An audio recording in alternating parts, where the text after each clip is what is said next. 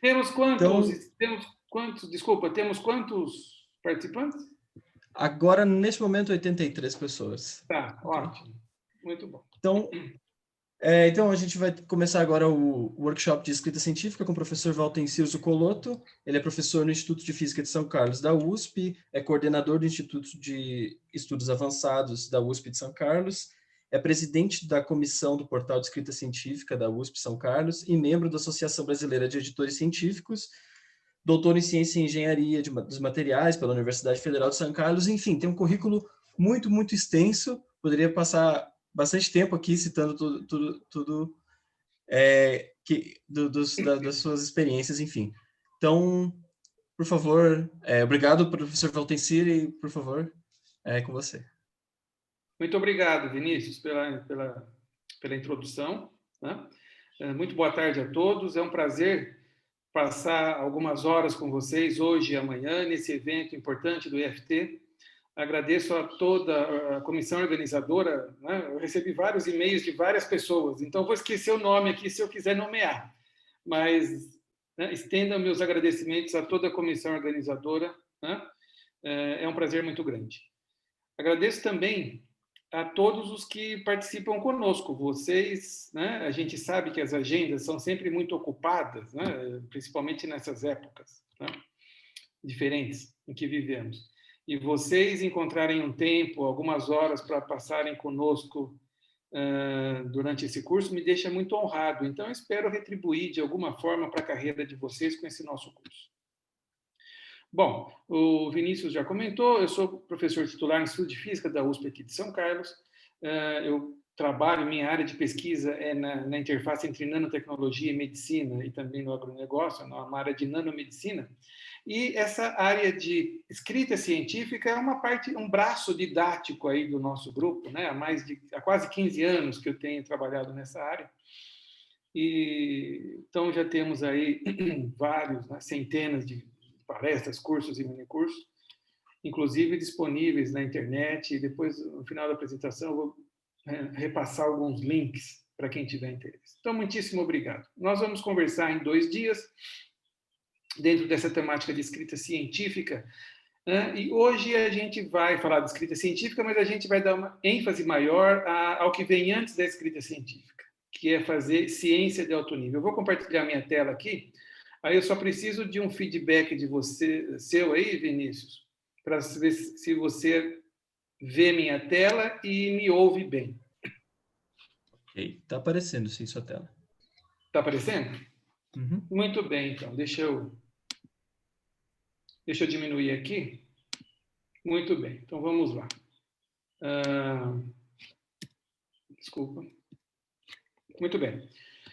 Pessoal, então a gente começa hoje o nosso curso sobre escrita científica. Na verdade, é um curso um pouco mais completo. No passado era só sobre escrita científica, né? Ele foi se aprimorando com esses anos e agora a gente tem uma parte muito grande de formação de pesquisadores e também uma parte de processo editorial, editoração, né? E eu tenho me baseado na minha experiência. Eu sou editor de uma série de livros da Springer Nature, chamada Nanomedicine and Nanotoxicology, e também, recentemente, fui convidado a ser editor-chefe de especialidades de uma nova revista na área de biosensores, Frontiers in Sensors e Biosensors. Então, com essa experiência editorial, eu tenho complementado o nosso curso aqui na parte editorial, que é a parte que a gente vai ver amanhã, uma parte muito importante também da vida do pesquisador, que é aquela parte, né, entender o que acontece com o manuscrito depois que ele sai da sua mão. Tá? Então, é isso que a gente vai ver amanhã. Muito bem. Então, a gente começa o nosso curso. Só gostaria de deixar aqui um esclarecimento, né? Um detalhamento. Esse curso completo, né? Formação de pesquisadores, escrita científica e publicação, ele está formatado já há alguns anos, né? Na sua forma mais completa, em 8 módulos, né? E ele é dividido em 3 grandes partes, digamos assim. Uma parte importante de estrutura de artigos científicos é aquela parte onde a gente faz um raio-x de cada uma das seções de um artigo científico regular para entender que classes, que tipos de informações a gente coloca ali, né, no abstract, na introdução, nas conclusões e assim por diante. Tá? Depois tem uma parte do curso que é a parte de linguagem. certo? É uma parte muito importante também, onde a gente mostra que não basta o texto estar escrito sem problemas de gramática, de spelling ou de concordância, mesmo um texto sem nenhum problema de inglês, ele pode estar na sua pior forma para um artigo científico. Essa é a parte da linguagem. É onde a gente vai tentar mostrar, né, estratégias para você obter a melhor combinação de palavras para o seu texto científico, certo?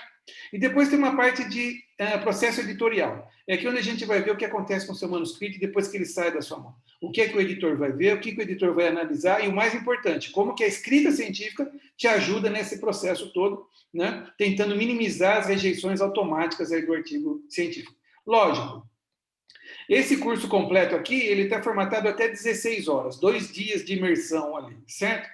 Então, veja, a gente tem ministrado cursos de 16 horas, cursos de 8 horas, mas hoje nós temos um pouco mais de 2 horas, hoje e amanhã. Então, lógico, eu vou pegar os principais aspectos de cada uma dessas 3 partes, tá bom? Muito bem. Então, vamos começar com essa, digamos que seja um preâmbulo, tá? Uma introdução aí. A maioria dos meus cursos, dos meus títulos, aparece alguma expressão do tipo alto impacto. Publicações de alto impacto, ciência de alto impacto ou de alto nível. E esse primeiro slide, né, ele é sempre para explicar, para a gente tentar normalizar. Né? Veja, não existe artigo de alto nível, de alto impacto, sem existir antes pesquisa de alto nível. Então, antes da gente se preocupar com a escrita, a gente tem que se preocupar com a pesquisa que a gente faz, certo? Então, é importantíssimo que nossos alunos de pós-graduação, pós-docs ou professores, talvez mais novos aí, estejam empenhados em trabalhar na fronteira do conhecimento, sempre que possível, na medida do possível.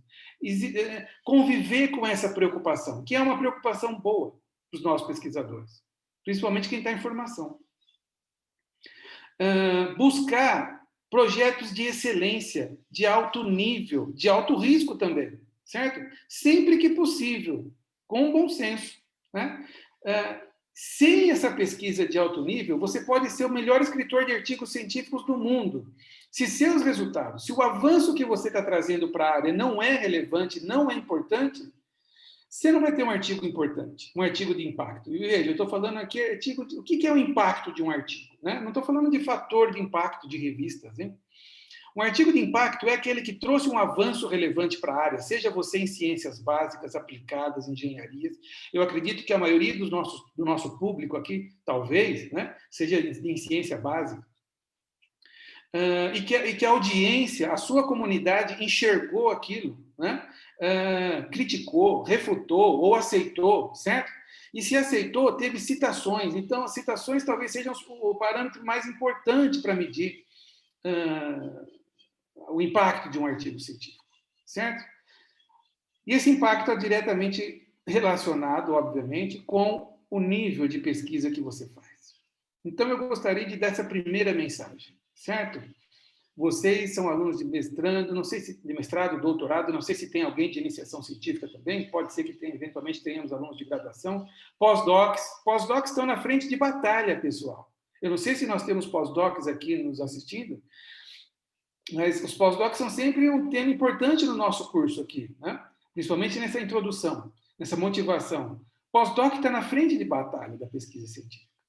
Né? Não é o PI, o líder do grupo, que está ali no dia a dia. O PI tem outras atribuições que lhe cabem, né? Trazer ideias, trazer financiamento, cuidar da infraestrutura, gerenciar gente, gerenciar pesquisadores, né? Organizar a pesquisa. Né? Mas quem está na frente de batalha são os pós-docs. Se o pós-doc desanimar, a coisa complica muito. O pós-doc não pode desanimar, certo? Ele tem que se preocupar sempre em fazer pesquisa de altíssimo nível. Claro, por que é uma preocupação? Por que é um problema, talvez seja um problema fazer pesquisa de altíssimo nível? Porque pesquisa de alto nível é pesquisa de alto risco. Você pode passar 1 ou 2 anos para ter um resultado relevante. Você pode passar 1 ou 2 anos para publicar um grande artigo. Então, tem muita gente que prefere um projeto mais simples, em alguns casos até medíocre, mas que ele consiga publicar, sei lá, 3, 4 artigos por ano. Não é a maneira correta de pensar, certo? Não existe mais essa questão de quantidade versus qualidade. Nós queremos ciência de alto nível, ciência de qualidade.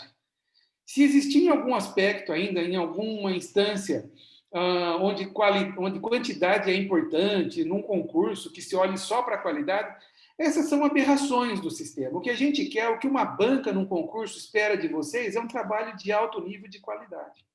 Tá bom? Claro que no nosso dia a dia é difícil. Quem dera se a gente só publicasse grandes avanços em grandes revistas. Não, mas é importante que você tenha essa preocupação. Certo, pessoal? Muito bem. Agora veja, não há a ciência de alto nível, né? Vamos falar de um nível anterior. Não há ciência de alto nível se nós não temos capacidade de ter ideias. Ideias de alto nível, ideias do que fazer, de que projeto atuar, de que sub-áreas eu atuar, de que problemas atacar e resolver, certo? Então, veja, a questão das ideias, da capacidade de ter ideias, é uma coisa importantíssima para os pesquisadores. Porque o pesquisador é o profissional que vive de ideias.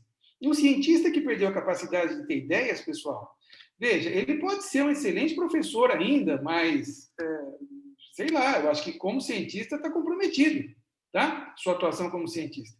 O cientista é o profissional que vive de ideias. E não só o cientista, se a gente olhar bem, né?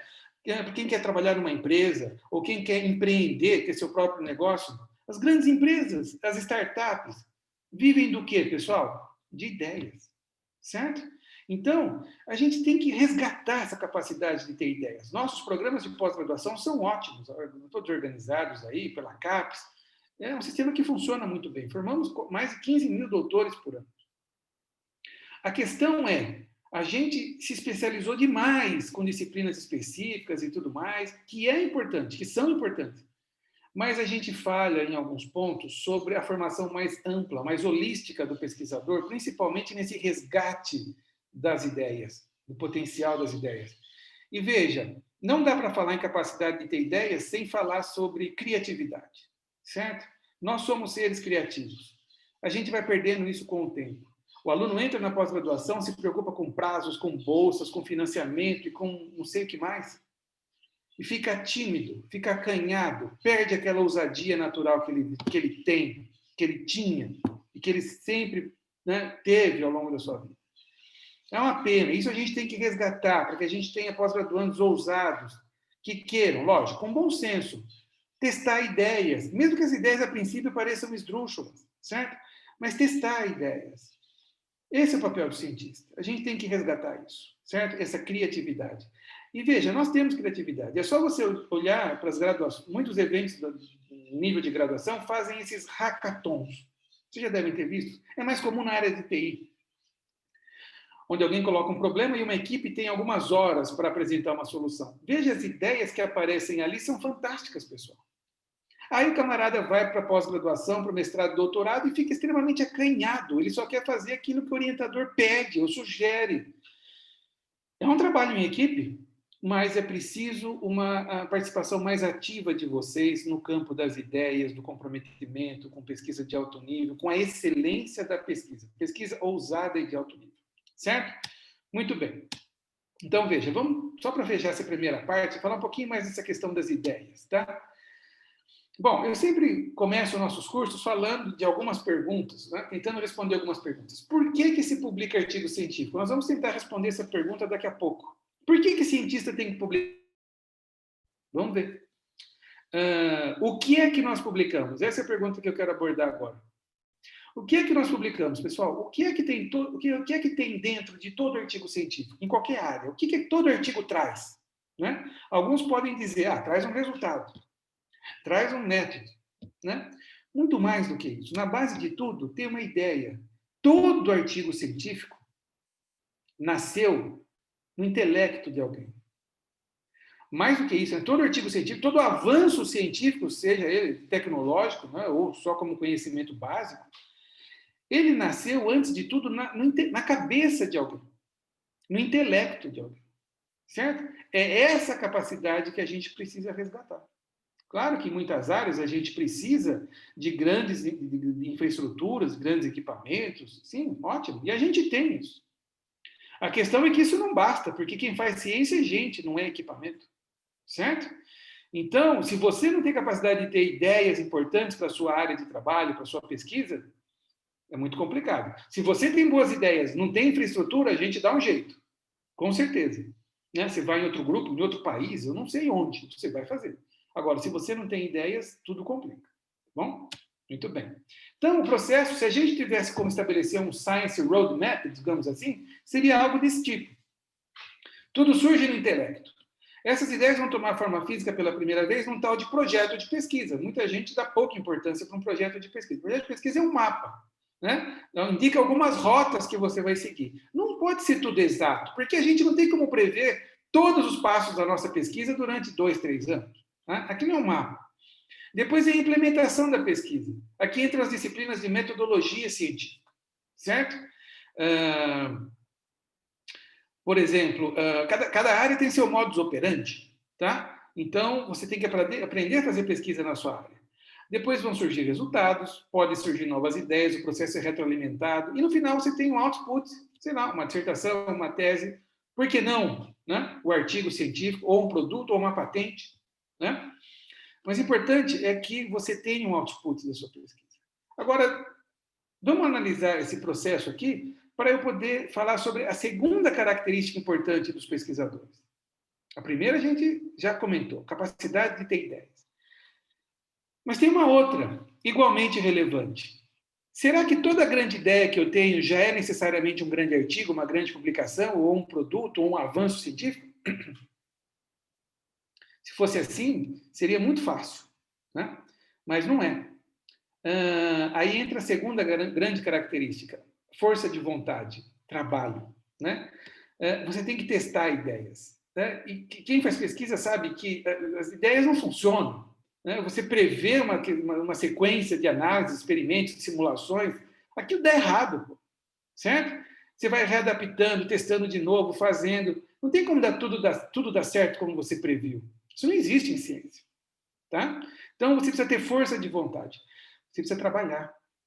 Eu não estou falando aqui para ninguém ficar doente de tanto trabalho, muito pelo contrário. Tem coisas muito mais importantes na vida de vocês. Suas vidas pessoais, suas famílias, suas religiosidades, suas espiritualidades. São coisas muito mais importantes. Mas eu estou falando aqui de jornadas de trabalho importantes. Não adianta a gente achar que vai ficar o dia inteiro em redes sociais e vai ter pesquisa de ponta sendo feita conosco. Não é assim que funciona. Tá bom? Então, pessoal, capacidade de ter ideias e força de vontade. Essa é a receita do sucesso. Tá bom? Pensem nisso, certo? Muito bem. Olha que interessante, né? Falando sobre essa questão de publicar qualidade, né? Não quantidade. A Science publicou no final de 2013, se não me engano, um editorial, né, com uma informação de um artigo científico era publicado a cada 20 segundos no mundo, lá, naquela época. Eu já atualizei esses números, né, fazendo as contas, e nós temos hoje entre 6 e 8 artigos científicos sendo publicados no mundo por minuto. Né? Isso daqui dá 3 artigos por minuto, hoje a gente já está por volta de 6, né, artigos por minuto. É muita coisa, pessoal. Do tempo que nós estamos aqui conversando, mais 100 artigos já foram publicados, para vocês terem noção. Agora, pensa bem, se cada artigo traz uma inovação, um avanço, né? Onde estão esses avanços? Certo? A gente vive esses avanços, a gente já arranjou, a gente já encontrou a solução para os nossos problemas de saúde, ninguém mais morre de câncer, de doenças infecciosas, os problemas econômicos, sociais, não. Então, quer dizer, com tanto artigo chegando a cada instante, onde estão esses avanços? Né? Então, veja, a triste notícia que está por trás dessa informação, ou o contrário, né? A triste informação que está por trás dessa notícia é de que muito lixo é publicado a cada instante. Muitos artigos que não servem para nada é publicado a cada instante. Fujam disso, certo? Fujam disso. Já tem gente demais publicando artigo à toa no mundo. Se preocupe em publicar coisas relevantes, pessoal. Certo? Essa é a minha mensagem, tá? Tem alguns slides que eu vou passar aqui um pouco mais rápido, né? não é o caso ainda, mas desde já me desculpo, né, por alguns slides que eu tiver que passar um pouco mais rápido, que eu não abordar no nosso curso aqui hoje. Então, só para terminar essa parte das ideias, pessoal, tem sempre um estudo de caso que eu gosto de trazer para esses cursos, para ilustrar bem essa questão das ideias, né? O que uma boa ideia pode fazer de diferença, né? Então, num desses congressos que eu participei aí nos Estados Unidos, né, teve um grupo que apresentou antes ou depois de mim, eu já não lembro, um pesquisador americano, e ele apresentou esse trabalho, né, das nossas áreas de pesquisa, e eu gostei muito da ideia e trouxe para o nosso curso. Então, é o seguinte, nós trabalhamos na área de nanomedicina, né? Como muitas pessoas que trabalham nas áreas médicas, né, tem um foco ali que é o câncer. Então, quem trabalha com câncer, oncologia, sejam oncologistas, pessoal de biomedicina, pessoal de saúde em geral, no nosso caso, nanomedicina, ou o pessoal que apresentou esse trabalho, né, que era de biomateriais, eles conhecem um problema muito bem, que são os glioblastomas. São tumores que surgem, né, no cérebro do paciente, e esses tumores têm uma característica importante, eles são muito agressivos e muito invasivos, né? Então, é um tumor que cresce muito rápido.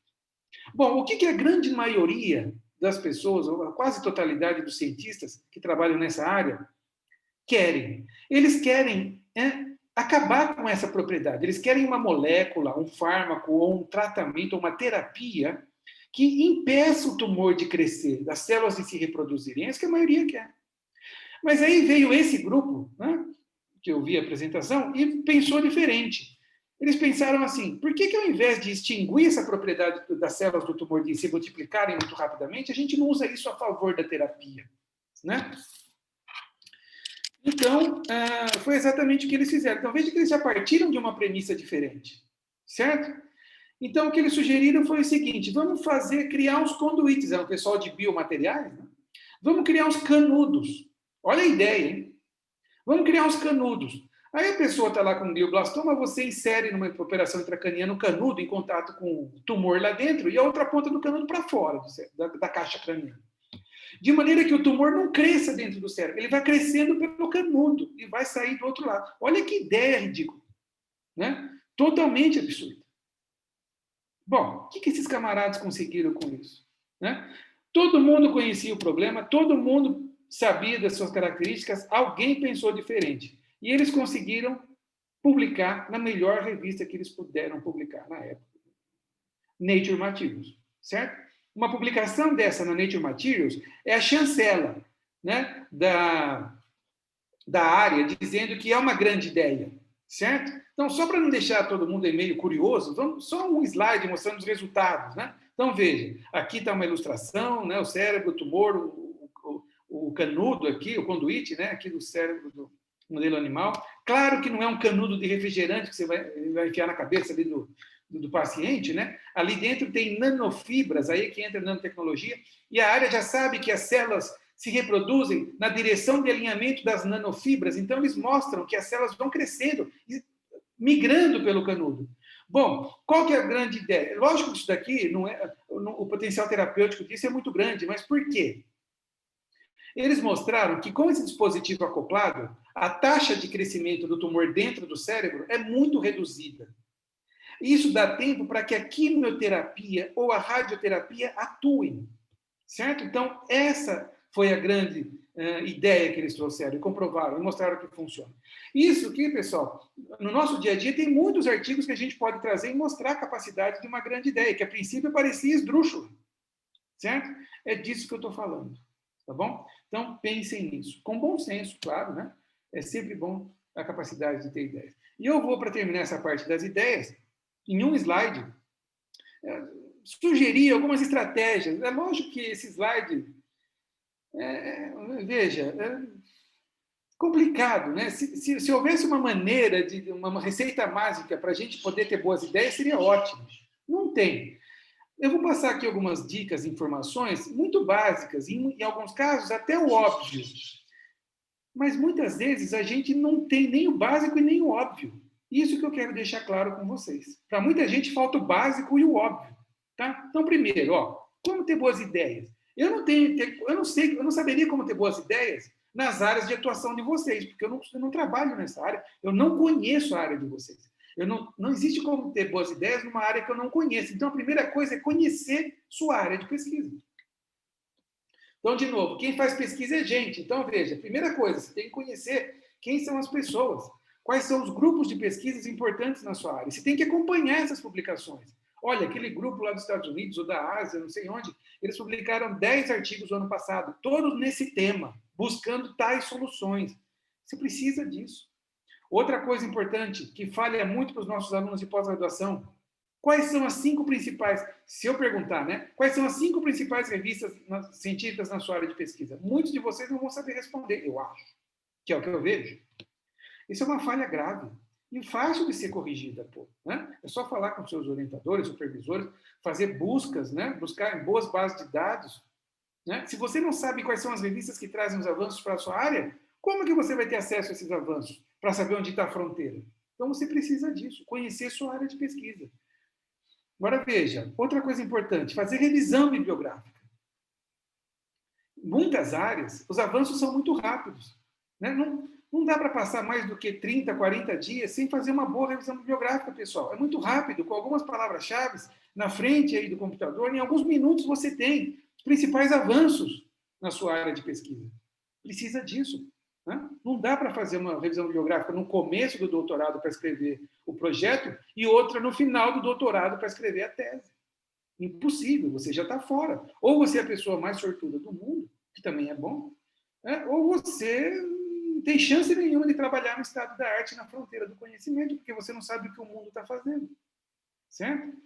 Agora, é lógico, nada disso adianta também se você não se mexer. Né? Então, você precisa estudar aqueles artigos, conhecer os artigos, você precisa discutir, perguntar, ousar, implementar, testar suas ideias. Então, aqui são algumas dicas aí, um pouco mais diretas, para que a gente possa exercitar nossa capacidade de ter boas ideias. Muito bem, certo? Esse era o preâmbulo que eu gostaria de fazer, né, sobre questão de ciência de alto nível, publicações de alto nível. E agora a gente focaliza um pouco mais na escrita científica. E eu vou começar essa parte com uma pergunta. Por que pesquisadores publicam artigos científicos? Bom, antes disso, eu imagino que todo mundo concorde, né? O profissional que publica artigos científicos é o cientista, o pesquisador, certo? Tem outro profissional que faz isso, tá? Muito bem. Agora, a pergunta é, por que nós publicamos artigos, hein? Sempre que eu faço essa pergunta, no curso presencial, né, as principais respostas são para divulgar o trabalho, para validar o trabalho, aí tem umas respostas menos, sei lá, mais rápidas, assim. Bom, para poder ter projetos de pesquisa, para poder ganhar bolsas, para alimentar seu currículo e tudo mais. Bom, tudo isso é verdade, tudo isso é válido. Mas seria muito pouco nobre, na verdade, se o cientista fosse obrigado a publicar artigos por esses motivos. Não é para ser assim. Seria uma atividade de fim muito pouco nobre para o cientista. Não é por isso. Certo? Vamos entender, então, por que a gente publica artigos. Porque, veja, é gostoso, é gratificante publicar um artigo científico? Talvez a maioria de vocês, quem já publicou, esteja aí, né, dizendo, sim, é muito gratificante. E é mesmo. É muitíssimo gratificante publicar um artigo científico. Quando ele é aceito, esse é o ponto. Né?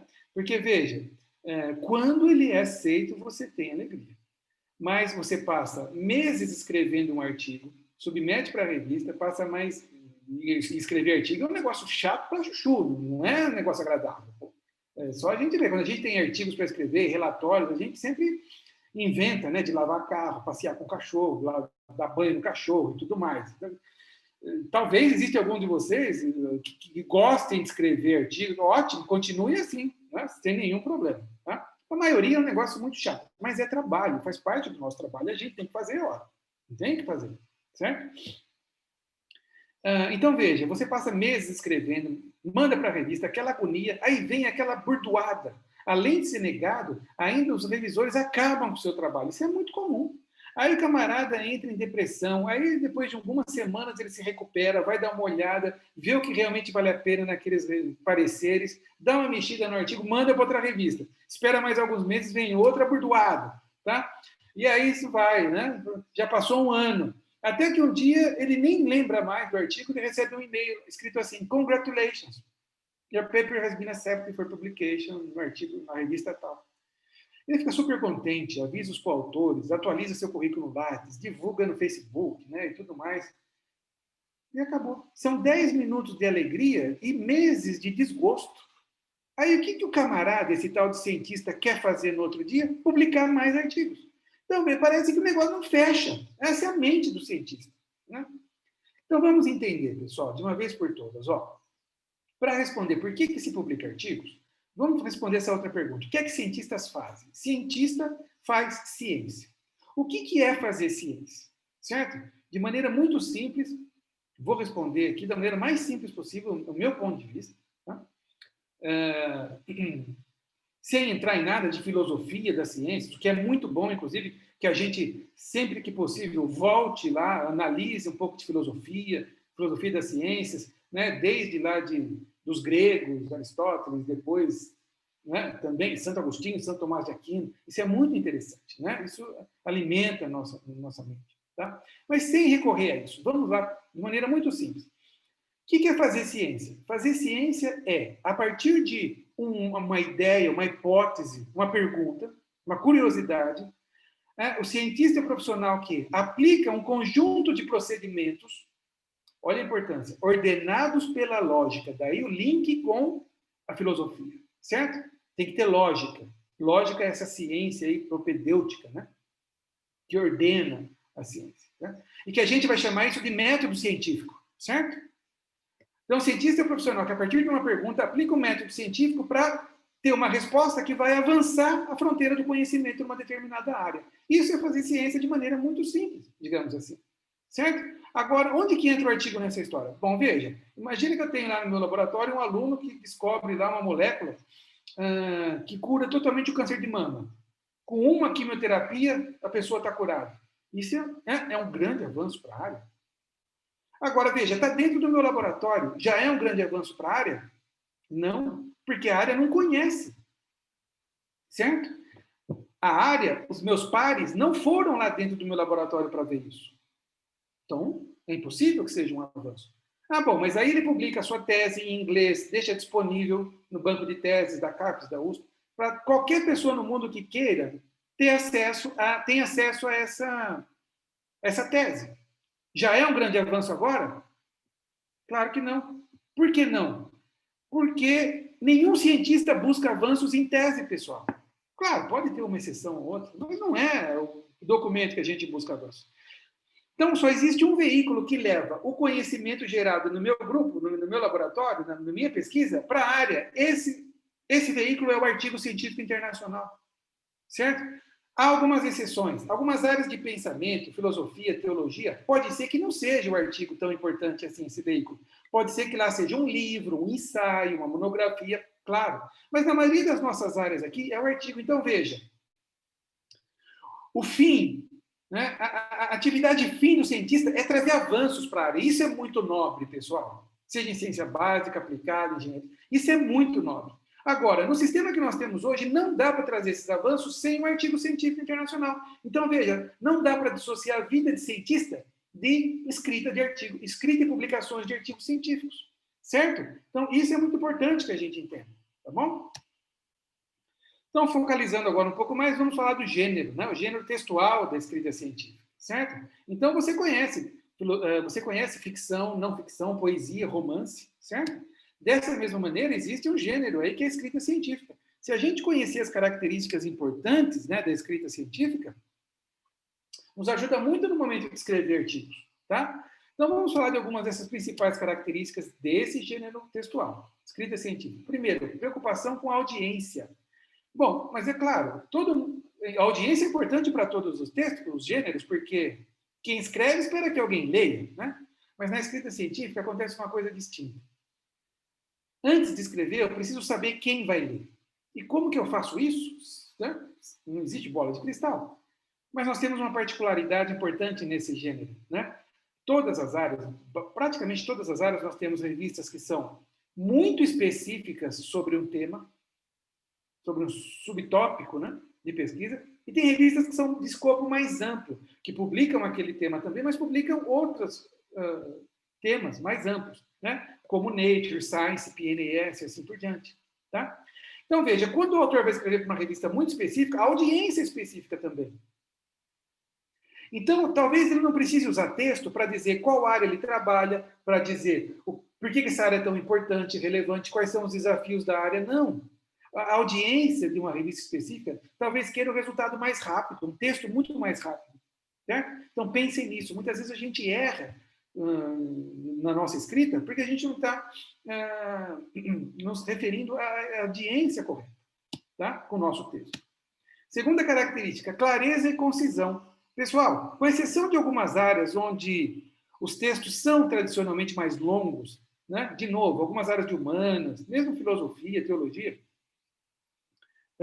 mas não só essas áreas, nas nossas áreas aqui exatas, biomédicas, engenharias, nós estamos acostumados com textos mais curtos. Então, os textos de eficiência nas nossas áreas, eficientes, eles são claros e concisos. O que é clareza? Clareza é a capacidade que o autor tem de combinar palavras para passar a mensagem científica da maneira mais rápida para o cérebro do leitor. Porque como que é o processo de escrita científica? Olha, nós temos lá uma mensagem científica, certo? Você tem lá um resultado, um gráfico. 50 micromolar da substância mata 90% das células, certo? Aí você codifica essa mensagem na forma de palavras e na combinação de palavras. Aí o leitor vai decodificar isso nessas palavras na forma de mensagem para o seu cérebro de novo. Só que existe um monte de maneiras de você escrever a mesma coisa, mas existe uma que é mais rápida. E essa uma maneira, ou algumas maneiras, são geralmente as mais concisas, são aquelas que não têm palavras sobrando, onde ninguém está enchendo linguiça. É aquele texto onde você tira uma palavra, faz falta, o texto fica incompleto. Você volta com essa palavra. Mas o que a gente vê no dia a dia, infelizmente, é o contrário. Textos que chegam, e eu trabalho, edito textos praticamente todos os dias, né? Eu só vou tirando palavras e fica cada vez melhor. Então é uma pena. Então pensem nisso. Clareza e concisão. O texto efetivo é claro e curto, pessoal. Certo? Bom, é também o único gênero literário em que eu tenho que citar outros autores. Nenhum outro gênero literário, um poeta cita outro poeta, por exemplo. Aqui nós temos que citar outros cientistas. Tá? E última característica, é um gênero onde não tem espaço para suspense. Um livro de suspense, alguém morre na primeira página, você só sabe quem matou na última página. A escrita científica é o oposto disso. Ou seja, na primeira chance que você tiver, deixe claro para o leitor qual é o seu grande avanço. Certo? Então, isso é muito importante. E se eu perguntar aqui, né, geralmente, qual é essa primeira sessão onde eu consigo mostrar o meu resultado? Talvez muitos de vocês vão lembrar do abstract, certo? E eu perguntaria, por que não no título? Por que já não trazer o seu grande resultado no título? A gente vai falar disso. Certo, pessoal? Muito bem. Agora a gente vai afunilar, né? Focalizar um pouco mais ainda, e nós vamos falar agora da estrutura. Hoje e amanhã, que a gente começa outro curso, outra parte do nosso curso, falando de estrutura. Então, vamos lá. Pessoal, essa é uma figura bastante representativa do que é um artigo científico. Não é uma figura minha, eu fiz algumas adaptações, mas é uma figura aqui da década de 80. Primeira coisa que a gente vê nessa figura, né, é que, primeiro, o texto científico é um texto separado por partes. Ótimo. Segunda coisa, é um texto que tem cintura, ó. Certo? Essa cintura vem do movimento do fluxo de ideias. Isso é muito importante. Olha essa nossa escala aqui, ó. O que é mais branco são informações gerais, o que é mais azul, informações específicas. E tem duas sessões, a introdução e as conclusões, onde esse movimento acontece. Então, não vai dar tempo no nosso curso, nem hoje nem amanhã, de falar sobre introdução nem conclusões. Quem tiver interesse, depois pode ter acesso aos nossos cursos completos na internet. Mas uma introdução bem escrita é aquela que começa falando de aspectos gerais, ou seja, de contextualização, falando sobre a área, por que ela é importante, aí quais são os desafios, quais são os gaps, né, os desafios, o que é o estado da arte, o que se tem de mais recente, mais novo, e depois, no último parágrafo, todo mundo sabe o que aparece, o propósito, aquilo que você fez e que seu artigo está trazendo, certo? Não é o objetivo. O objetivo era lá no projeto, agora aqui é o propósito. Tá? Então tem esse afunilamento, esse movimento do fluxo de ideias. Nas conclusões é o oposto. Eu retomo, então, no começo das conclusões, que pode ser um parágrafo, falando sobre o meu principal resultado, uma breve discussão rápida, e aí eu falo como que meu resultado é importante para a área, para a grande área ou para outras áreas. Voltou para o aspecto geral de novo. Então é muito importante a gente ter essa visão linguística do artigo científico. Certo, pessoal? Isso é muito importante. Então vamos começar com a parte de estrutura. Vamos falar do título, tá? Então vamos lá. Se eu perguntasse aqui, vou perguntar, né? É fácil ou difícil escrever um bom título? Talvez muitos de vocês, né, concordassem comigo de que é muito difícil escrever um bom título. É sim, tá? É muito trabalhoso escrever. Mas tem coisas que a gente já sabe intuitivamente. E como que a gente já sabe? Porque nós lemos artigos científicos. Um parênteses aqui, ó. Quem não lê artigo científico, não escreve artigo científico, certo? Quem não lê artigo científico não é cientista, tá bom? Então fica a dica aí, tá? Muito bem. Então veja, ó, então tem coisa que a gente já sabe. Tem que ser claro, tem que ser conciso, tem que ser curto, né? Então, se eu projetar esse título aqui, vocês não precisam nem ler para saber que não é um bom título. Por quê? Muito longo, pô. Muitas palavras, certo? Então não dá. A gente tem que melhorar isso daqui de alguma forma, certo? Claro. Deixa eu projetar um outro título aqui, ó. E só uma explicação, né? Todo texto que eu usar aqui, que não é meu, né? Sempre vem a referência aqui embaixo, tá bom? Então vamos dar uma olhada nesse título aqui, ó. Executive Hubris, The Case of a Bank CEO, tá? Então, vamos analisar um pouquinho. Esse texto é muito longo? Não, pelo contrário. Esse texto é muito o quê, pessoal? Qual característica que vem na mente de vocês quando vocês leem um texto com um título como esse? Eu vou dizer, ele é muito geral. Quer dizer que, com o título, eu não tenho muita noção, muita ideia do que eu vou encontrar dentro do artigo, de que tipo de estudo eu vou encontrar dentro. Está faltando palavras-chave específicas aqui. Ah, isso é óbvio, né? Agora, outra pergunta é a seguinte, isso é bom ou é ruim? Aí a resposta é, depende. Em algumas áreas, né, eu tenho visto isso, buscando material para fazer esse curso, eu busco em todas as grandes áreas, nas principais revistas, a gente percebe que em algumas áreas como administração, contabilidade, é muito frequente aparecerem bons títulos como esse, de bons artigos, que são mais amplos, são mais gerais. Então é uma questão de área, pessoal. Você tem que entender como é na sua área. Tá? Nas nossas áreas de exatas, biomédicas, aí eu acredito que a gente gosta de títulos mais específicos, certo? Como esse, por exemplo, tá? The Effect of Forest Land Use on the Cost of Drinking Water Supply. Spatial Econometric Analysis. Muito bem. Esse título, vamos dar uma analisada nesse título? É muito longo? Não. Não é curto, mas também tamanho não é um problema. Ele é muito geral? Vamos ver. Não.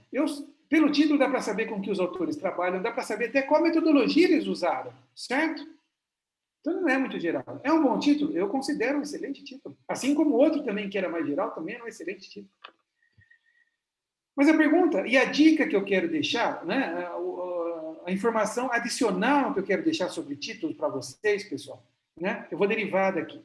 Né? Pelo título, eu consigo saber qual foi o resultado da pesquisa desses cientistas? Não, não há nenhuma informação no título que me remeta aos resultados. Outra pergunta. Seria interessante se no título aparecesse o resultado? Quando eu faço essa pergunta, muita gente... As respostas são contrastantes. Muita gente acha que seria bom, mas não tem noção de como fazer isso. E muita gente já tem uma aversão muito grande a isso. Claro que não. Porque se aparecer um resultado no título, aí ninguém vai querer ler meu artigo mesmo. Bom, que seria ótimo, na verdade. Mas não é isso. Pessoal, é muito bom quando você já tem informações sobre o resultado do título. Não dá para dizer que é uma tendência, mas o que eu vou mostrar aqui para vocês são resultados, são títulos de grandes revistas, e cada vez mais a gente vê essa estratégia de resultados nos títulos em boas revistas. Então, essa é a dica, é o adicional que eu queria deixar para vocês, certo? Vamos começar aqui com um exemplo fictício, né? Metal Polymer Nanocomposites Induced Spontaneous Regression of Lung Tumors. Né? O resultado está aqui, pessoal, certo? Olha aqui, ó, da Nature, né, 2012. NLRP6 negatively regulates the innate immunity and host defense against bacterial pathogens. O resultado está aqui. Tá? PNAS, né? Procedures of the National Academy of Sciences, americana. Ocean-driven timing enhances the iceberg calving and retreat of Antarctic ice shelves. O resultado está aqui. Nas áreas aqui sociais, ó, people as sensors, mass media and local temperature influence climate change discussion on Twitter. O resultado está aqui. Né? Mais um aqui, ó. The potassium-dependent oxygen sense pathway regulates plant root hydraulics. Certo? Grandes revistas, estão vendo aí, né? Coral sense salmonella selectively triggered protein expression within tumors. Então vamos agora fazer um raio-x desses títulos. Como que os autores estão conseguindo colocar resultados no título? Eles estão usando uma estrutura que representa uma ação, pessoal. E como uma ação que está sendo representada, existe um verbo que é a palavra-chave aqui. Então, veja, ó, essa salmonella trigger, né? Dispara a expressão de proteínas. Né? Todos sempre tem um verbo aqui, ó. Regulates, regula, né? Olha aqui, ó. Influence. Olha esse outro aqui, ó. Enhances, certo? Mais um. Induce, regulate. Então, veja, a gente está colocando o título na forma de uma ação e a palavra-chave aqui é um verbo. Esse verbo está expressando qual foi o principal resultado do meu trabalho. É uma estratégia que a gente tem visto com grande frequência. Então, eu sugiro que vocês analisem isso com calma. Pensem se não é uma boa ideia, nos seus próximos artigos, utilizarem uma estrutura como essa. Tá? Eu acho que a gente só tem a ganhar. Tá bom, pessoal? Muito bem. Eu não vou falar nada aqui de autorias, porque, então, a gente... Bom, deixa eu falar rapidamente aqui sobre autorias, dá tempo, tá? Questão de autoria, né? Por que eu gosto de falar de autoria nos cursos? Porque esses cursos têm duas intersecções aqui com ética em pesquisa, com boas práticas. A questão de autoria, né? Ética em autoria, e a questão de plágio, né? De evitar o plágio. A questão de autoria é o seguinte: muitos de vocês já devem ter visto artigos com um único autor, muito comum, com dezenas de autores. Não sei se alguém já viu com centenas de autores. Não sei se vocês já viram com milhares de autores. Nas áreas de vocês é para ter visto. Tá? Existem todo esse espectro, né, de número de autores. Algumas áreas de pesquisa, e são elas genômica, astrofísica, né, astronomia também, física de partículas de alta energia, que é muito comum trabalhar em grandes consórcios de grupos. Né? Então, como foi o caso lá do artigo da Nature, que foi publicado há 3 anos, que trouxe a evidência experimental da partícula de Higgs, certo? Lá do LHC. Aquele artigo tinha quase 5.000 autores, com vários brasileiros, inclusive, certo? Então, existe esse universo todo, desde 1 até milhares de autores. Né? O importante para o cientista, e não há problema algum, claro, o importante para o cientista, para o líder da pesquisa, é ter a consciência de que ele está fazendo a atribuição de autoria de maneira correta, ética, sem colocar nomes que não devem ser autores por algum motivo, né? E sem também deixar quem deveria ser autor de fora. É difícil ter esse discernimento, certo? Mas vamos falar um pouquinho aqui. Ó. Existe, por exemplo, nas áreas médicas, International Committee of Medical Journal Editors, que diz o seguinte: para uma pessoa ser considerada autora, coautora, ele tem que ter dado contribuição na design, na concepção, design, aquisição de dados, análise, interpretação, ter participado da escrita e ter aprovado a versão final submetida para a revista. Vai ser autor se tiver nas condições 1, 2 e 3. Veja quão restritivo é isso. Certo? Difícil ter alguém participando de todas as etapas. Eu tenho uma outra maneira de olhar para essa questão de autoria, né? Com essa frase, ó. Diria o seguinte: se você está em dúvida se um colaborador é autor ou não de um trabalho, porque lembre, ó, não é todo mundo que tem colaboração no trabalho que é necessariamente autor. Isso é que é importante, tá? Então, veja, você poderia pensar assim: isso não é uma regra, isso tem várias exceções, certo? Mas isso ajuda. Por exemplo, para ser considerado autor de um trabalho, né, então, aquela pessoa deveria ser capaz de, em algum momento, em alguma instância, apresentar e defender aquele trabalho. Se você acha que aquela pessoa, né, não tão bem quanto você, claro, mas que é o principal autor, mas poderia sim apresentar e defender o trabalho, talvez essa pessoa, né, seja realmente um coautor. Deva ser atribuída a coautoria a essa pessoa. Né? Então, por exemplo, um técnico que opera equipamentos e que te ajuda a coletar dados, que também te ajuda interpretar, então dá uma contribuição intelectual. E se seu artigo é todo sobre aqueles dados, você sabe que ele seria capaz de apresentar aquele artigo de certa forma. Então, com certeza, se justifica com a autoria, certo? Por outro lado, né, um equipamento que você vai usar no laboratório de alguém, usou o equipamento, né, e aí o líder daquele, o professor responsável por aquele equipamento, né, sugere que vocês publiquem com autoria, para justificar sua utilização do equipamento. Mas ele não ajuda em nada, nem intelectualmente, nem em discussão, nada. Nesse caso, não se justifica a autoria. Certo, pessoal? Então, veja, é um discernimento que a gente vai ganhando com o tempo. E o responsável, quem tem que tomar essas decisões é o líder da pesquisa, claro. Tá? Mas o importante é lembrar que existe no artigo uma seção chamada agradecimentos, que é para você agradecer pessoas, antes de tudo. Pessoas que, de certa forma, contribuíram, mas não são coautores. Certo? Claro que a gente vai agradecer também agências financiadoras, universidades e tudo mais. Tá? Então, essa é uma questão muito importante sobre autoria e coautoria. Tá? Isso vem com o tempo, vem com esse discernimento, né? Tem que ser conquistado em conta. Pessoal, com isso eu termino aqui. Antes da gente passar para as perguntas, eu gostaria só de, não sei se tem alguém na audiência que trabalha em algumas áreas próximas às nossas, mas essa é uma revista na qual eu sou editor-chefe de especialidades, agora, Frontiers in Sensors, eu sou editor-chefe da especialidade Biosensors. Se alguém trabalhar nessa área, considere nossa revista. Essa é a série de livros da Springer Nature, no qual eu sou editor da série, né? Já publicamos, acho que 13 ou 15 livros dentro dessa temática de nanomedicina e nanotoxicologia.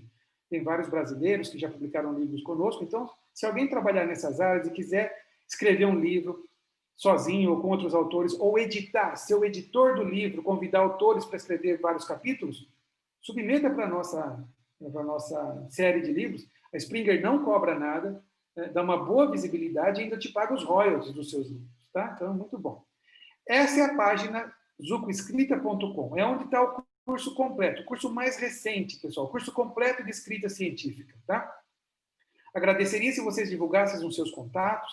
O curso, as apostilas são separadas por grandes áreas, então, para quem está se inscrevendo por enquanto, pode ter acesso a todas as apostilas. Esse curso é feito em 8 módulos, cada módulo tem uma videoaula, algumas perguntas, e no final gera-se um certificado de curso de internet. Tá? É uma editora que colocou isso no ar.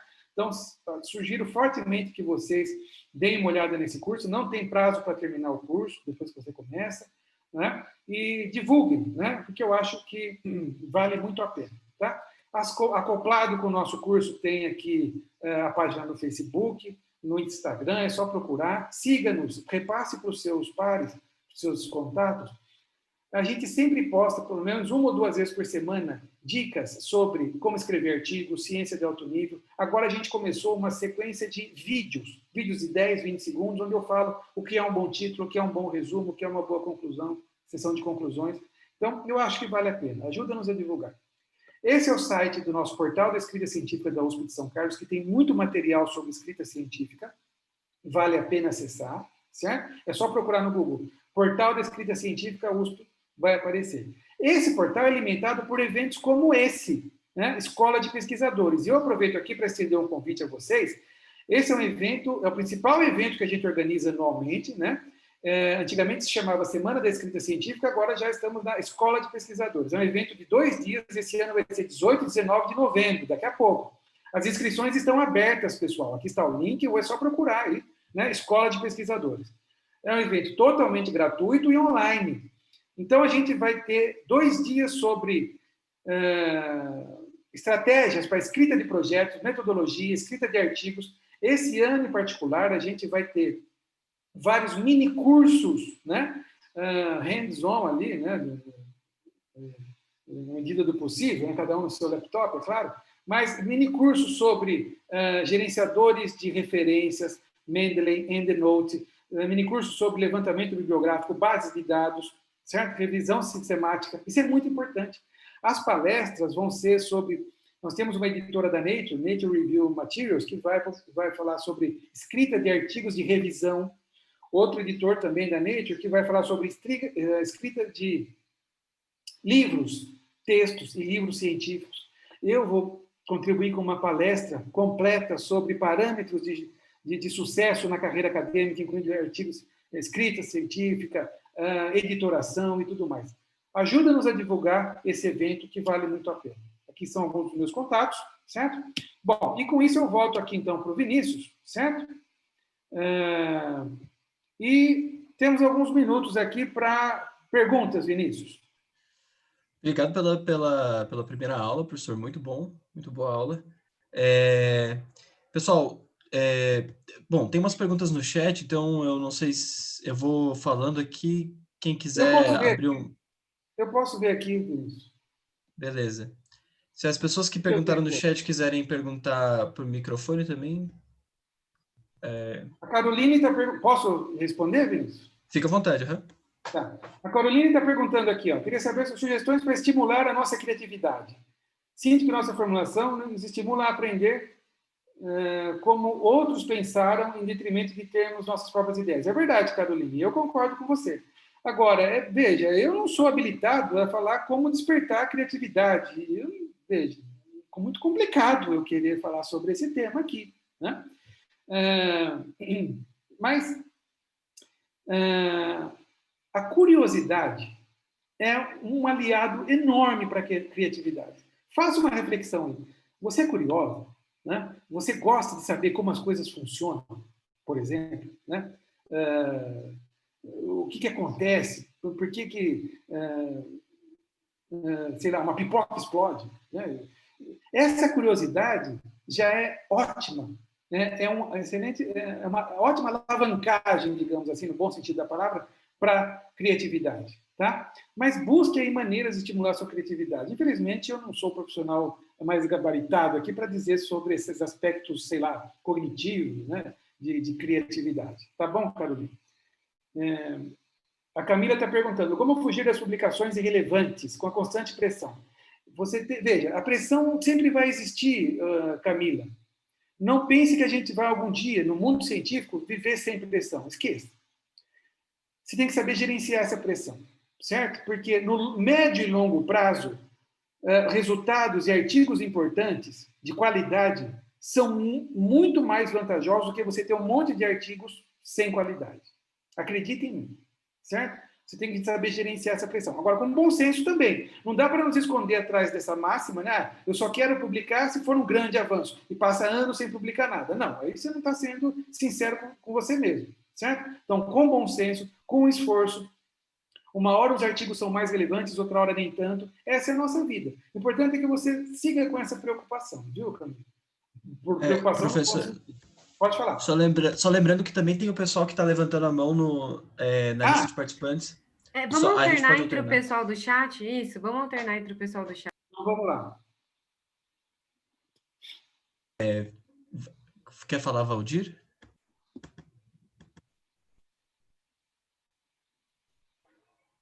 Bom, acho que ele baixou a mão. Tem o Pedro Bittar também. Oi, posso falar? Pode falar, estou ouvindo. Obrigado, professor. Foi muito boa a sua apresentação. Eu queria fazer uma pergunta que talvez fosse meio honesta demais, assim. Eu queria saber por que eu procrastino. Mas, assim, mais especificamente, o que está acontecendo? Eu tenho todos os meus resultados já, e eu tenho várias formas de escrever isso. E chega na hora de escrever e eu não consigo decidir entre qual que é a melhor forma de escrever, de apresentar meus resultados. E aí eu vou fazer outra coisa, sei lá, nem sei lá, ficar dormir, olhar para o teto, é olhar outros papers, fazer outras coisas. Então, por que acontece isso? Comigo também, viu? Boa pergunta. Eu também tenho essa procrastinação. Procrastinação, isso. Procrastinação. Enroscou a palavra. Eu também. É um problema sério, Pedro. E você acha que aprender um pouco sobre escrita vai melhorar isso? Com certeza, com certeza. Tá. Com certeza vai melhorar muito. A gente tem essa versão... Eu me sinto muito assim, né? Tanto que eu não começo a escrever nenhum artigo. Todos os nossos artigos do nosso grupo, os alunos que têm que começar a escrever, lógico, né? E deve ser assim mesmo. Quando chega para mim, se já chega com V0, é outra coisa, é outro tratamento. Mas para eu começar, eu tenho essa mesma sensação que você. É complicado. Veja, eu não sei que conselho te dá. A gente tem que lutar contra isso, Pedro, a cada instante. Eu estou sempre me policiando. no meu caso, eu tenho prazos com os meus alunos. Eu não posso, quando os alunos escrevem uma primeira versão, chega para mim, eu não posso deixar aquilo lá por meses, de maneira nenhuma. Então, é uma responsabilidade minha. Vá achando, eu não sei como você faz, mas, lógico que com o conhecimento de escrita, desmistificando a escrita, né? Deixando um pouco mais agradável, menos chato. E quando você conhece e fica menos difícil, fica menos chato também. Talvez seja uma boa tacada, uma boa saída para você começar a parar com essa procrastinação, Pedro, e com essa preguiça, né? E começar a tratar isso mais rápido. Mas veja, você não está sozinho nessa, não, viu? É um grande problema de muita gente, tá? Lute contra isso. Tá bom, obrigado, professor. Nada. Mais alguma pergunta, pessoal? Acho que ninguém mais levantou a mão, então tem talvez mais algumas no chat, se você quiser. No chat, deixa eu ver. A gente pode ler também, professor, para ficar mais fácil. Assim você não precisa ficar procurando, talvez. Acho que fica... Vini, lê a da Camila, por exemplo. Da Camila já foi. Tem a do João Victor. Ah, tá. João Victor. João Victor está aqui, deixa eu ver, mas acho que ele está fazendo um comentário. Né? Não é uma pergunta especificamente. Isso. Tá? João Victor está falando que acho que nem só estimular a criatividade, manter o ritmo e o ânimo com a pesquisa.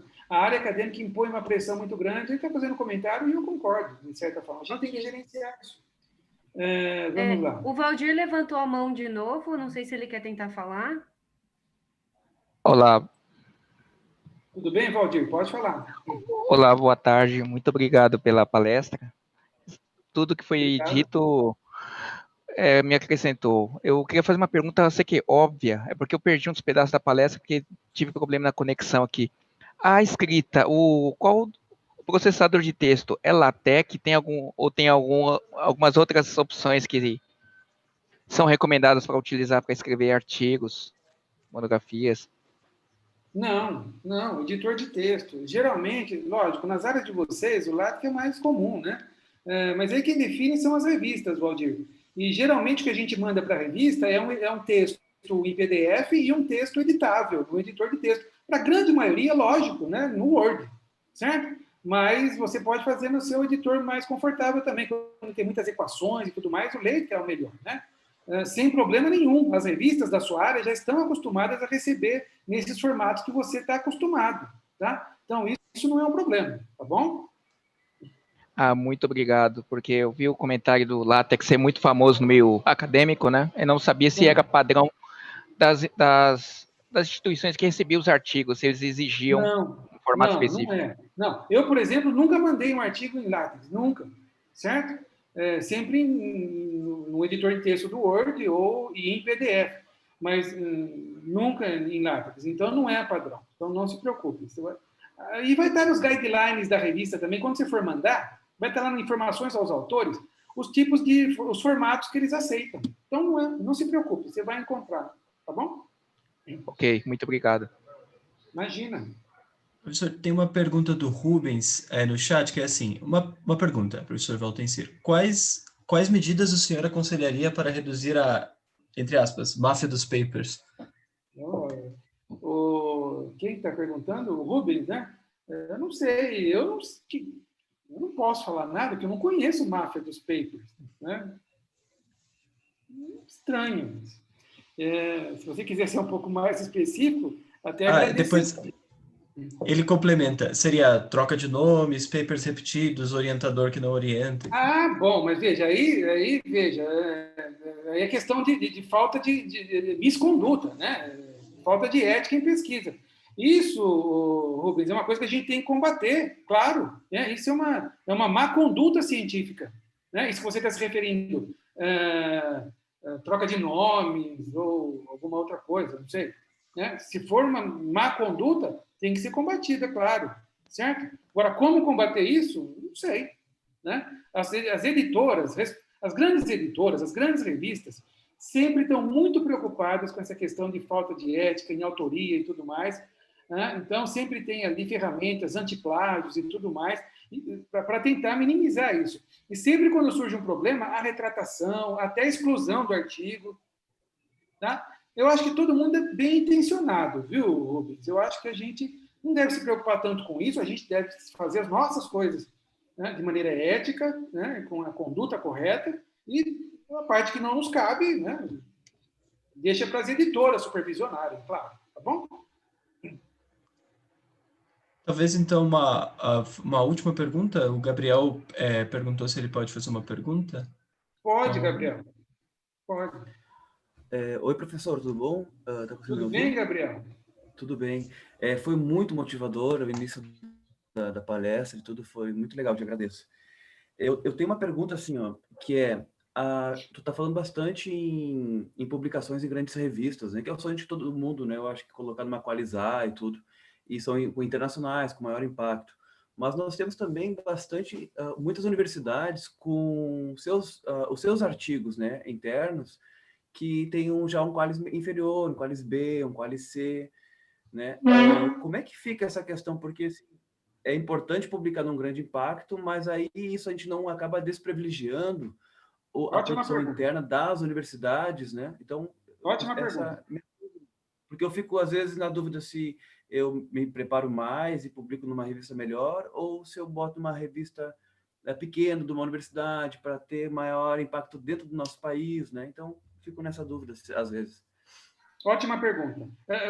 Vinícius e Isabela, então, essa pode ser a última pergunta. Se tiver outras, sim, a gente deixa para amanhã, tá bom?